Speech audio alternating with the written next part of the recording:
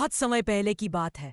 एक हरे भरे घने जंगल में दो ऐसे दोस्त रहते थे जिनका मेल शायद ही कहीं देखने को मिलता था। एक था चीकू, एक फुर्तीली छोटी गिलहरी जो पलक झपकते ही पेड़ की सबसे ऊंची टहनी तक पहुंच जाती थी।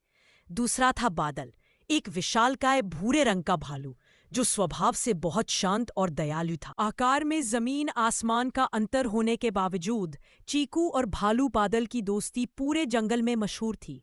चीकू अपने छोटे छोटे हाथों से भालू बादल के लिए ऊंचे पेड़ों से सबसे मीठे जामुन तोड़ लाती थी। वही भालू बादल अपनी ताकत से गिलहरी चीकू को उन जगहों पर ले जाता था जहां तक छोटे जानवर आसानी से नहीं पहुंच पाते थे।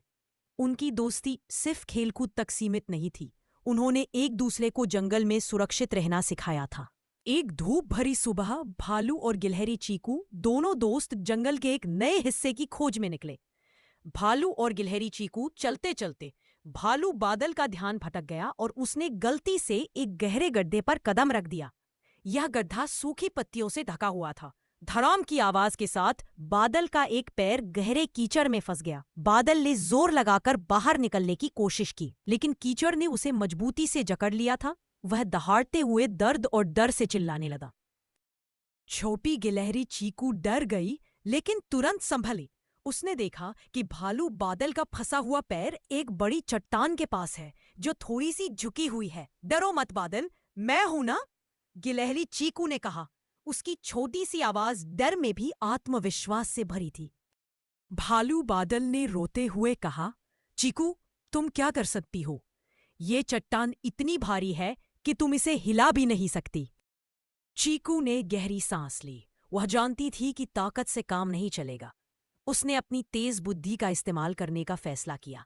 चीकू तेजी से पास के एक पेड़ पर चढ़ी और वहां से एक लंबी और मजबूत बेल तोड़ लाई। उसने बेल के एक सिरे को चट्टान के ऊपरी नुकीले किनारे से बांधा और दूसरे सिरे को जमीन पर पड़ी एक मोटी लकड़ी के लट्ठे से फंसा दिया।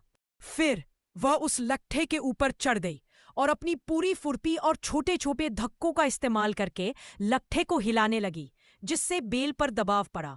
यह एक छोटे से उत्तोलक लेवर का काम कर रहा था। फुर्तीली छोटी गिलहरी चीकू ने बार बार एक ही जगह पर दबाव डाला। उसकी मेहनत रंग लाई। धीरे धीरे चट्टान थोड़ी सी खिसकी और बादल का पैर फंसने से मुक्त हो गया। भालू बादल ने तुरंत अपना पैर बाहर खींचा और कीचड़ से बाहर निकल आया। वह खुशी और आभार से झूम उठा। उसने झुककर चीकू को अपनी सूंड से सहलाया। चीकू, तुमने तो कमाल कर दिया। तुम्हारी तेजी और बुद्धिमानी ने मेरी जान बचा ली, भालू बादल ने कहा।